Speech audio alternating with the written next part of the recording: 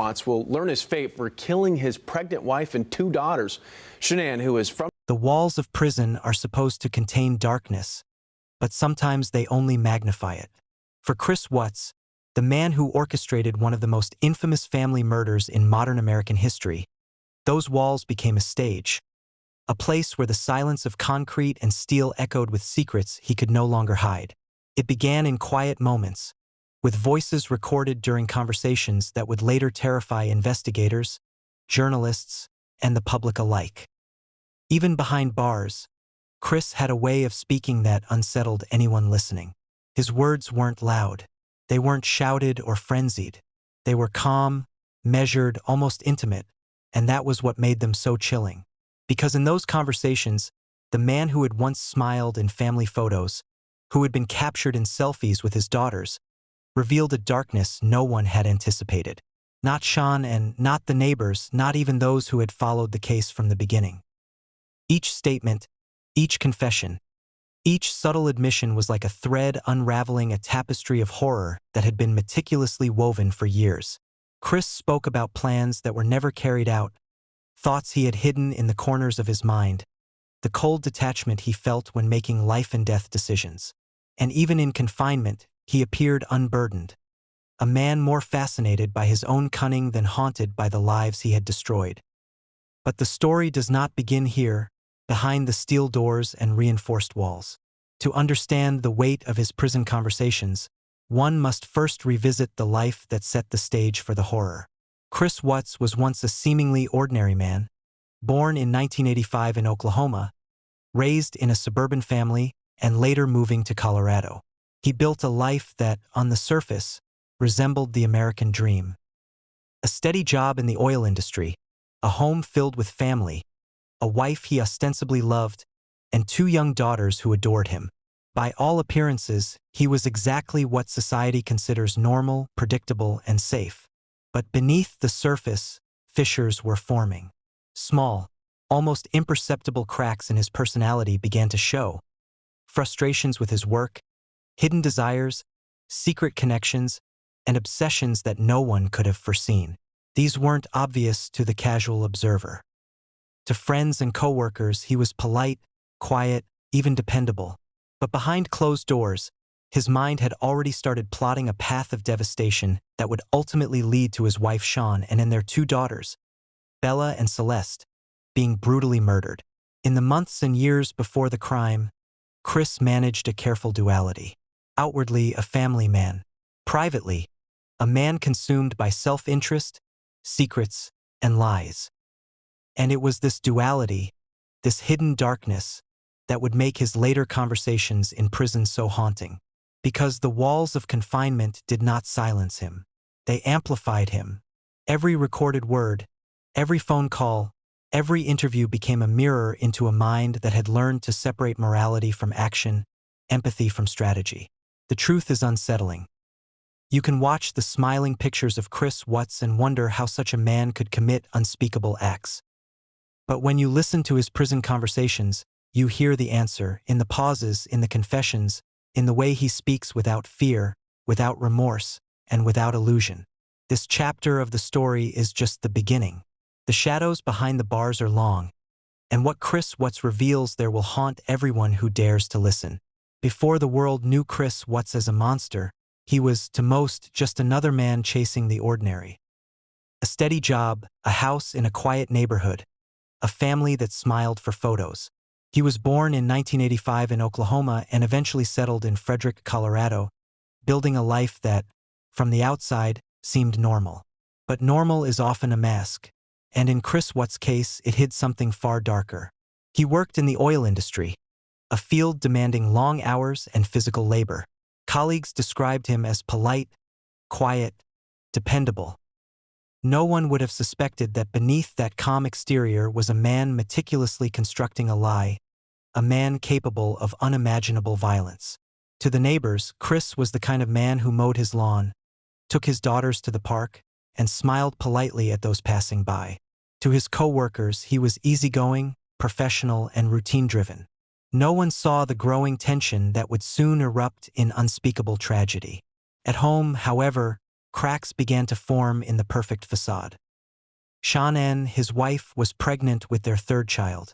Friends recalled her vibrant energy, her devotion to her children, and the love she poured into her home.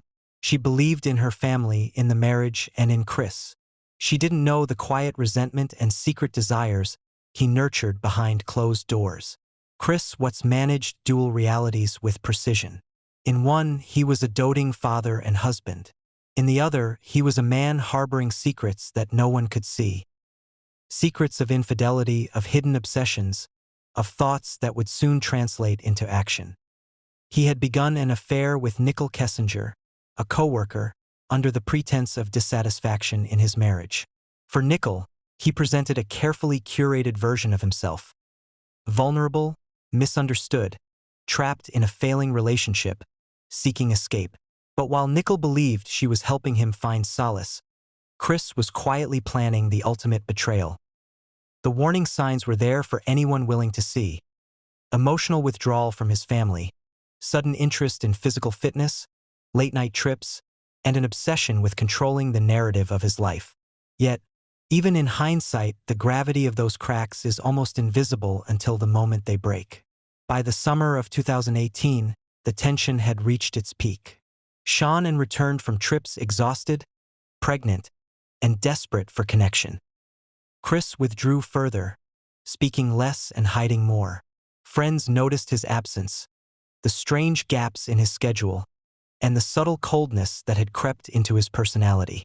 But no one could imagine the darkness that had fully taken root. A darkness that would soon erupt into a nightmare, shattering lives in a single night. Understanding this life, the ordinary life masking the extraordinary evil, is critical.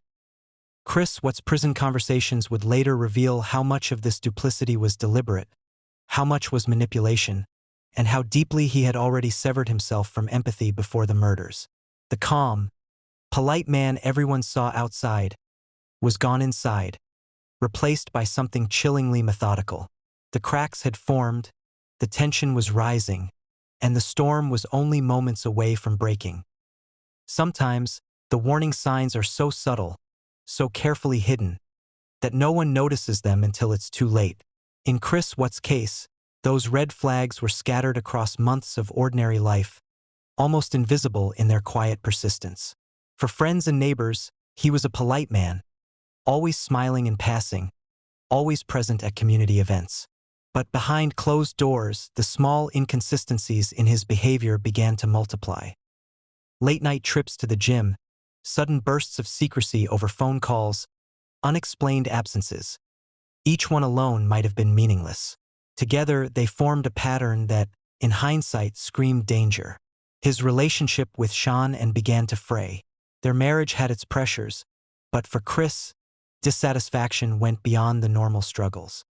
He grew distant, silent at home, and increasingly absorbed in his own desires. He spoke often of needing space, of feeling trapped, of wanting to start fresh. Phrases carefully designed to manipulate the perception of those around him, including Nicole Kessinger, the woman who would become entangled in his duplicity. Nicole, unaware of the extent of his plans, interpreted his words as vulnerability, a plea for emotional connection. She became the recipient of carefully curated confessions, designed not to inform, but to lure. The affair itself was a red flag, a signal that Chris had begun dividing his life into the reality of family and the fantasy of escape. Meanwhile, Shannon's behavior reflected the growing tension she sensed but could not articulate. She was exhausted from her pregnancy, drained from work, and increasingly aware of the emotional distance in her marriage. Friends noticed her anxiety, the way she tried to bridge the growing gap, how she questioned the late-night phone calls, the subtle lies, the half-truths. Yet, in every conversation, Chris maintained his calm, polite demeanor, the same facade that fooled everyone who didn't know him intimately. Even at work, colleagues reported small inconsistencies. Missed deadlines, strange conversations, sudden absences. On the surface, nothing seemed extreme, nothing enough to raise alarms. But in the weeks leading to August 2018, the pattern of secrecy, obsession, and subtle manipulation began to coalesce into a portrait of danger. One of the most chilling aspects of these red flags is how ordinary they seemed. A polite smile, a casual lie, a late-night phone call. All of these are things people often overlook. And yet, when seen in context, when traced through the lens of later events, they become unmistakable markers of a mind already descending into darkness. By the end of July, the signs were all there for anyone willing to look, yet no one could have imagined the catastrophe that was imminent. The calm, quiet man everyone knew was a carefully constructed mask. Behind it, Chris Watts was calculating, compartmentalizing, preparing for a night that would destroy lives forever. These red flags weren't random.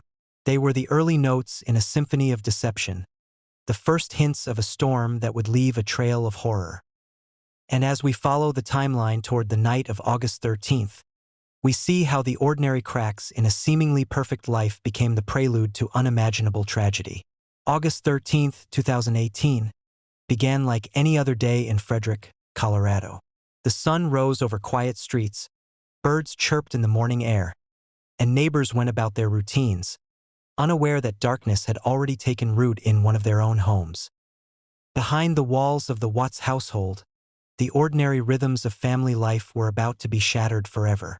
Shawn and Watts returned from a business trip, exhausted and pregnant, ready to embrace her daughters and reconnect with her husband. She walked into the house unaware that the man she trusted most had already crossed a line from which there was no return. Chris Watts, outwardly calm, had made a decision that would extinguish the lives of the very people he claimed to love. The sequence of events that followed remains partially obscured, fragmented by conflicting accounts and the cold, calculating nature of Chris's actions. But forensic evidence and his later confessions reveal a grim, methodical process. He targeted Shawn and first, exploiting her trust and familiarity. The violence was swift, precise, and devoid of hesitation. What had begun as secrecy and deception escalated into brutality that would leave 3 innocent lives destroyed. In the hours that followed, Chris turned his attention to Bella and Celeste, 2 young girls whose lives were defined by laughter, curiosity, and innocence. They had no idea the danger waiting for them in the home they once felt safe. The murder of the children was as calculated as it was horrifying, executed with the same detachment he showed toward Shawn, and the very people who had looked up to him with love and trust were silenced forever by the man who should have protected them. Afterward, he moved with chilling efficiency, transporting the bodies to a remote oil field where he worked. The location, desolate and isolated, was chosen deliberately, a place where no one would discover the crime until it was too late. He used the tools at his disposal to conceal the evidence, burying and disposing of the bodies in a manner that suggested he believed he could outsmart the world. Neighbors went about their day, oblivious to the horror hidden just blocks away. By the time the sun had fully risen, Chris was already performing the final act of deception. Returning home as if nothing had happened, sending messages, attending to work obligations, and crafting the narrative that would keep suspicion away from him. The aftermath of the crime was immediate in its shockwaves. Missing persons reports, frantic calls, and a growing sense of dread swept through Frederick as friends and neighbors realized something was terribly wrong. But in those early hours, Chris Watts maintained a facade of normalcy that hid the extent of his actions.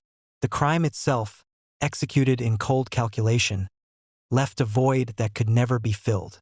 It was not a moment of passion or a sudden lapse of judgment.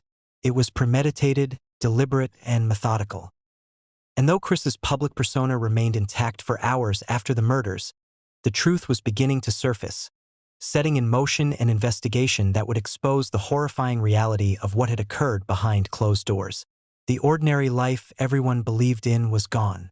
In its place stood an unspeakable tragedy that would haunt a community, a nation, and, eventually, the man himself. After the murders, Chris Watts returned to the outside world as though nothing had occurred. To neighbors, co-workers, and even friends, he appeared composed, worried, even helpless. He reported Shawn and missing, feigned panic, and pleaded for her and the children's safe return. His words were carefully crafted, calm, measured, and believable. But beneath the surface, the cracks in his story were already forming, invisible only to those untrained in deception. The police response was swift. Officers arrived at the Watts home to find signs that were inconsistent with a simple disappearance. Shanann's car was in the garage. Her purse remained untouched. Medications were in place. There were no signs of struggle. It appeared less like someone had vanished voluntarily and more like someone had been taken. Investigators noted Chris's strange behavior. Overly controlled, composed to the point of being unsettling. His calm was unnatural, his responses rehearsed. In the following hours, authorities began piecing together the fragments of a timeline. Witnesses were interviewed. Digital evidence was collected. Phone records, text messages, and social media interactions became critical in understanding Chris's movements. Neighbors were canvassed. Security cameras nearby captured moments of his truck leaving the house in the early hours, carrying the weight of his terrible secret. Chris's attempts to cover up the crime were deliberate but ultimately insufficient. He tried to control the narrative, creating a story of disappearance, a tale in which he was the concerned husband rather than the orchestrator of unimaginable horror. But the more he tried to manipulate perception, the more the inconsistencies multiplied. Digital footprints, GPS data, and cell tower records told a story he could not rewrite. Each new piece of evidence drew investigators closer to the terrifying truth. Meanwhile, news of Sean and the children's disappearance spread rapidly. Community members organized search parties, posted flyers, and shared messages of hope across social media. The world was watching, unaware that the perpetrator was already orchestrating his deception in plain sight. Chris spoke to reporters with practiced emotion, his face a mask of grief. But police notes reveal an underlying tension, a mechanical precision in his answers, a careful avoidance of key details.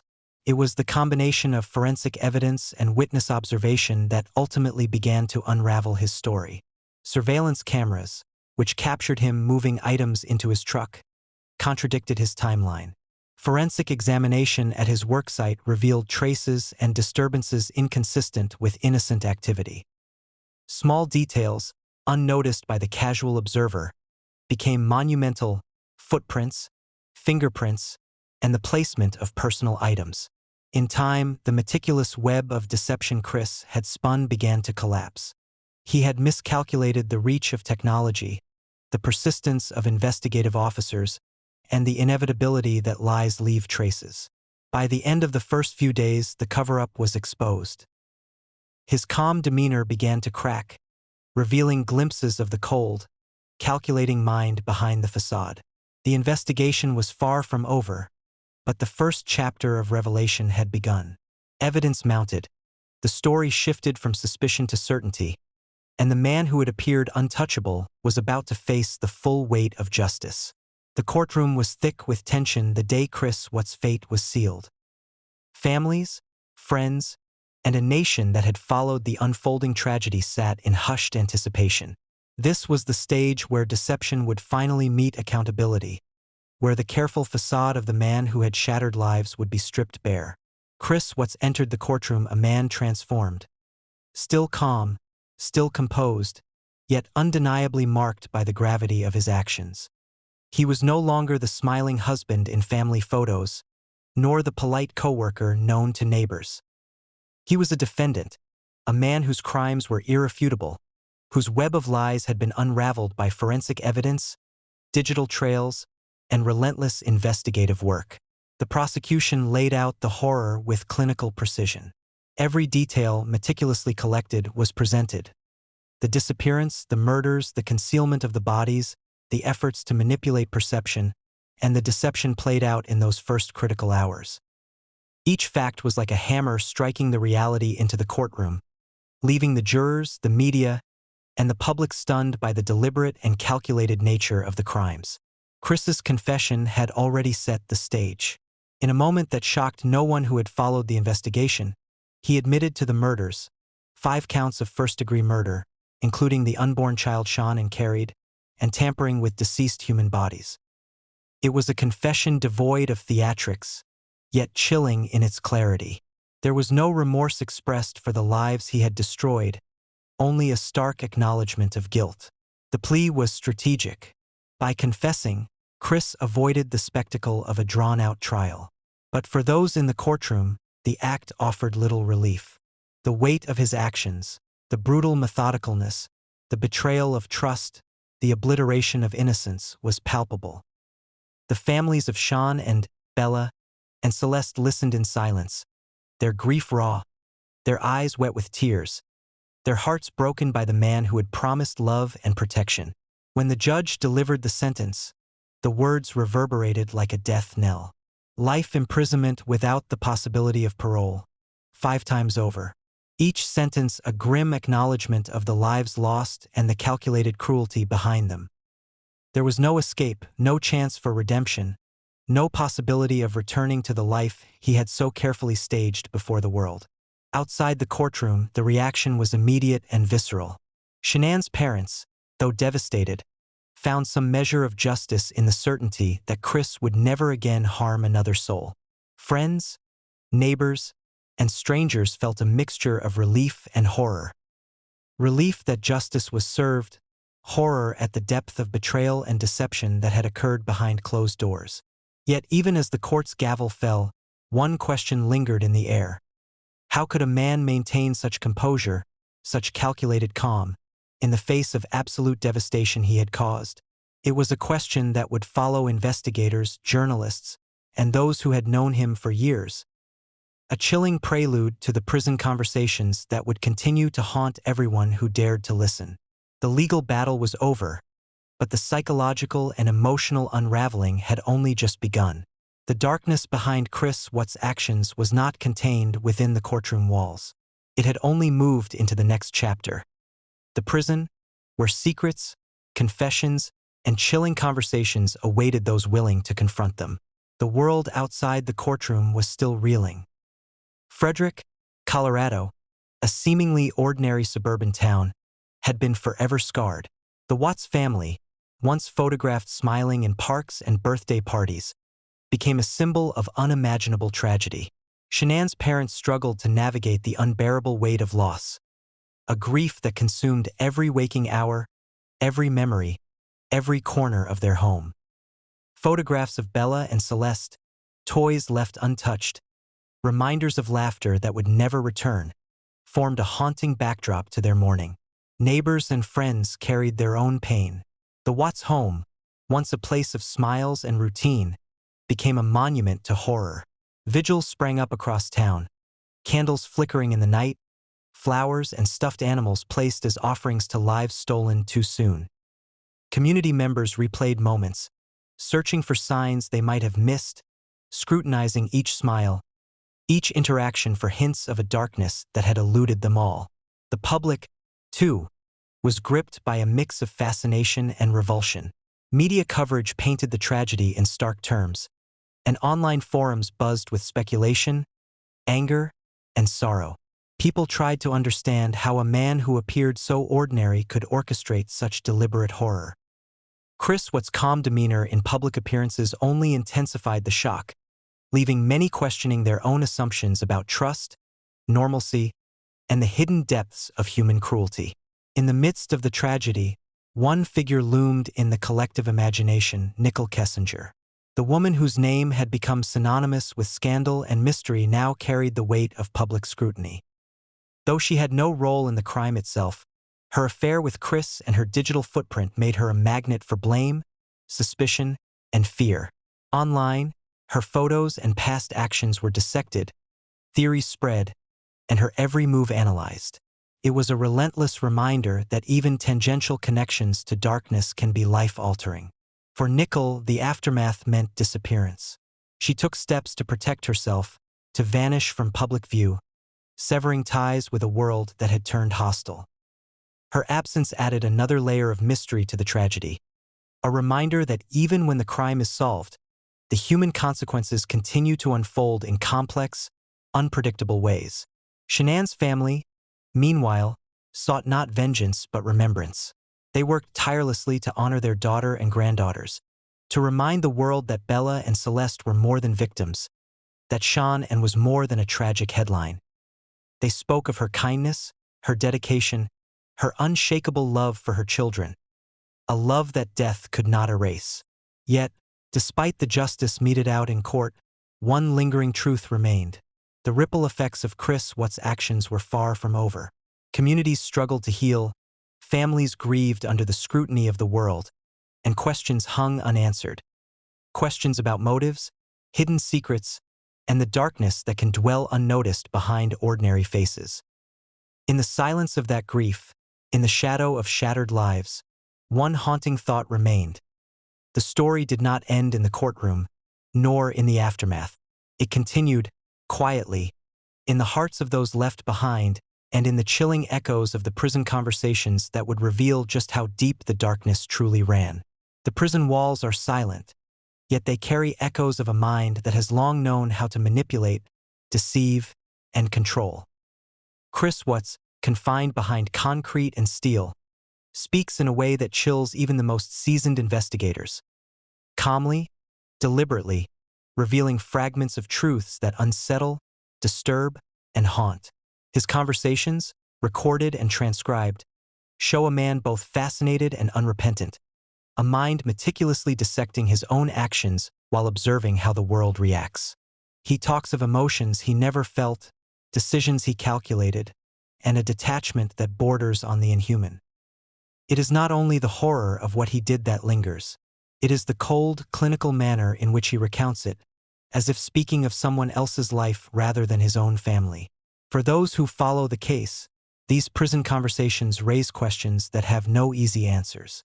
How could a man who smiled in photographs, who played with his daughters, who promised love and protection, commit acts of unimaginable cruelty? How could someone so ordinary in appearance conceal such darkness for so long? And perhaps most haunting of all, what remains hidden, even now, behind the carefully constructed words he shares from behind bars? Families and communities continue to wrestle with grief and outrage. Shanann's parents fight to preserve memories, to honor the children whose laughter was stolen too soon. Frederick's streets carry the weight of a story that cannot be unseen, a narrative that reminds everyone that evil sometimes hides behind the most familiar faces. Nicole Kessinger remains a ghost in this story, her disappearance and silence adding a layer of mystery that will not soon be resolved. Yet, the darkness is not merely a reflection of one man's actions. It is a mirror for all of us, a warning of how trust can be betrayed, how the ordinary can conceal the extraordinary evil, and how the truths we think are clear may hide deeper shadows than we can imagine. And while Chris Watts remains behind bars, the echoes of his voice continue to haunt those willing to listen. Every confession, every subtle revelation, every chilling observation leaves us grappling with questions of morality, justice, and the fragility of the lives we take for granted. The story of Chris Watts does not end with a gavel or a prison sentence. It lives on in recordings, letters, and conversations, shadows that refuse to fade, reminding us that even in confinement, darkness can persist. So we ask you, how well do we truly know the people we love? And how do we confront the hidden darkness lurking behind the smiles we trust? If this story gripped you, make sure to like this video, share it with someone who follows true crime, and subscribe to Shadow of Deceit. Hit the bell to be notified of our next episode, where we continue unraveling the chilling secrets behind Chris Watts' prison conversations, the letters, the confessions, and the shadows that refuse to stay silent. Every secret leaves a shadow. Don't let this one fade into darkness.